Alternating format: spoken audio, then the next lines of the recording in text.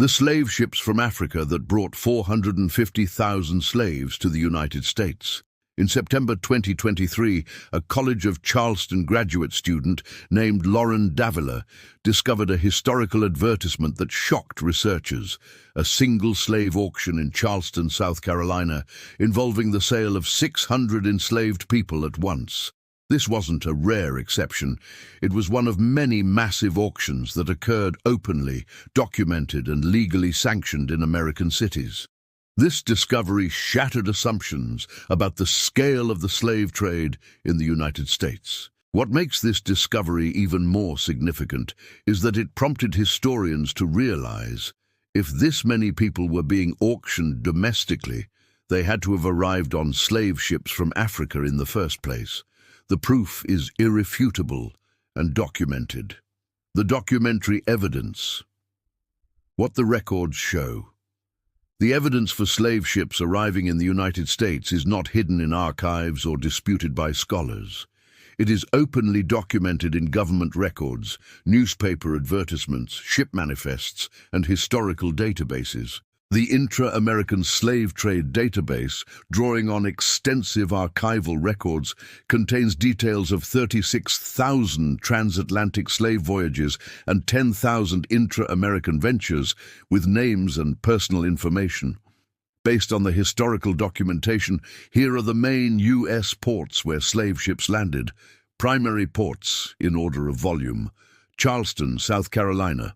More than 40% of those forced from Africa to North America arrived in Charleston. Nearly 1,000 cargoes of enslaved Africans were imported into Charleston. Savannah, Georgia.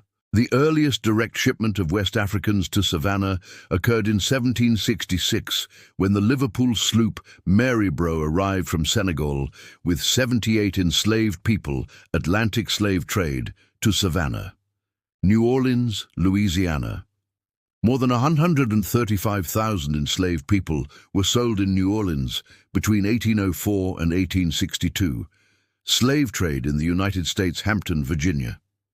In late August 1619, 20 to 30 enslaved Africans landed at Point Comfort, today's Fort Monroe in Hampton, Versa, aboard the English privateer ship White Lion.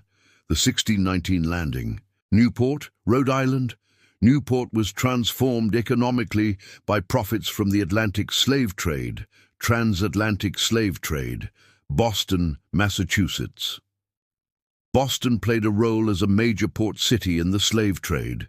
The Middle Passage, U.S. National Park Service. Close to 80% of American blacks who are descendants of slaves can trace their lineage back to the Gullah Geechee corridor, with the majority coming from South Carolina slavery in the Low Country.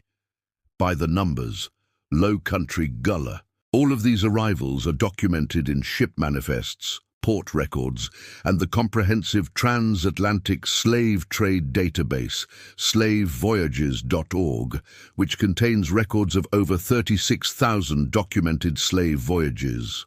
More specifically, from 1560 to 1850, about 4.8 million enslaved people were transported to Brazil.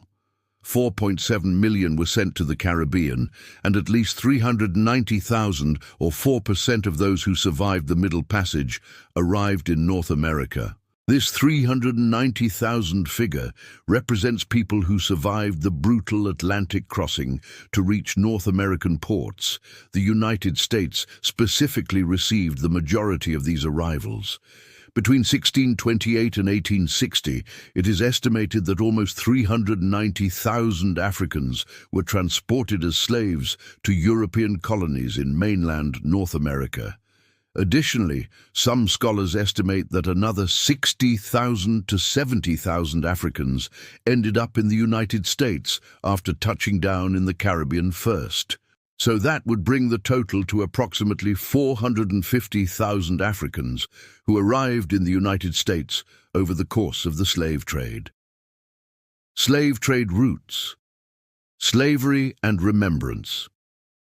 The ships are not anonymous historical abstractions. They have names, dates, and documented routes. The schooner Wildcat, which departed from Charleston, South Carolina, September 1, 1832, arrived at New Orleans, Louisiana on September 24, 1832, with 6 slaves identified only by first name. This is just one example from thousands. The National Archives holds extensive documentation. From 1820–1860, manifests contain the name of the ship, enslaver's name, port of departure, port of destination, and a list of the enslaved on board. The manifests give their names, sex, age, stature, class, name of their shipper or enslaver, and their place of residence. These are not rumors or estimates. These are official government documents with names, dates, and specific information about individual human beings. The major U.S. ports, where the ships delivered human cargo. The primary U.S. ports that received slave ships from Africa and from the Caribbean, South America, were well-documented gateways. Charleston, South Carolina, remained the single largest port for slave arrivals in North America. Historical records show that Henry Laurens was one of the most active Charleston merchants who sold cargoes of enslaved Africans in Charleston. Charleston is well documented as a gateway for the transatlantic slave trade, receiving more than 40% of all Africans who arrived in North America. When enslaved Africans arrived at these U.S. ports, they did not immediately go to plantations. Instead, many were held in warehouses, pens, and slave marts before being sold at auction to the highest bidder. This created a domestic slave trade infrastructure, a system of buying, selling, and trading human beings within the United States. One of Charleston's most prominent slave trading firms was Jervey, Blake, and Waring, later renamed Jervey, Waring, and White. Opening in 1828, they stood at 20 Broad Street, today known as 24 Broad Street, for over a decade. The domestic slave trade was Charleston's most lucrative business. American cities openly conducted slave auctions in public spaces. Charleston was one of the largest slave trading cities in the USA. In the 1800s, the area around the old Exchange Building was one of the most common sites of downtown slave auctions. The practices were shocking and deliberately brutal. Business for the auctioneer meant breaking up families, while interested onlookers, most of whom did not have the means to participate in the auctions, watched for their own entertainment. These auctions would amass massive crowds, which made navigating the streets of Charleston a logistical nightmare. Let this sink in. Families were deliberately separated and sold to different buyers as a matter of standard business practice.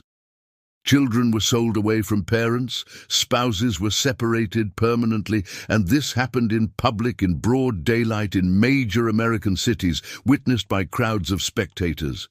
The auctions created such massive traffic that they became a logistical nightmare for the city, because thousands of people came to watch families torn apart. A graduate student at the College of Charleston, Lauren Davila, found an ad for the auction of 600 enslaved people.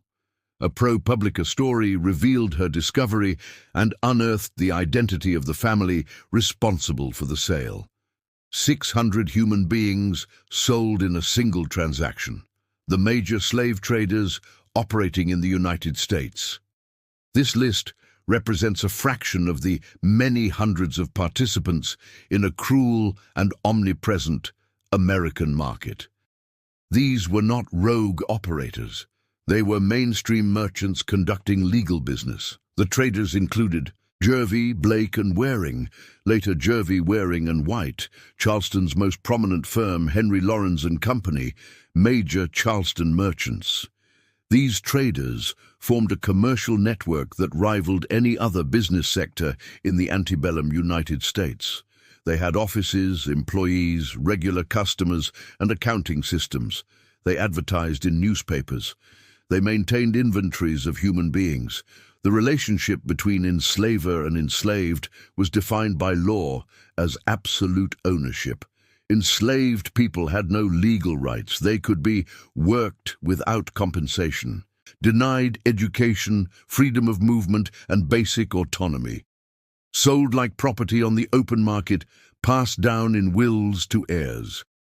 The documentation of these practices appears in plantation records, bills of sale, newspaper advertisements, court proceedings, and personal diaries. One advertisement might read, "For sale, strong male, age 25, good health, capable of field work." Another, family separated, mother and 2 children sold separately at auction. The evidence is overwhelming, documented, and irrefutable. Slave ships from Africa did not only go to South America and the Caribbean, they came directly to the United States in massive numbers.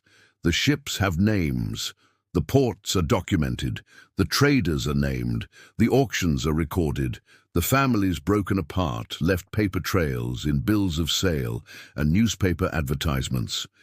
Between 1500 and 1866, 12.5 million enslaved Africans were transported to the Americas, about 1.8 million of whom died on the middle passage of the transatlantic slave trade.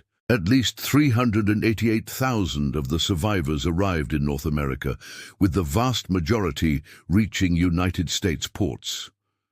They arrived on named ships, at documented ports where they were sold by identified traders in public auctions that broke up families as a matter of routine business practice.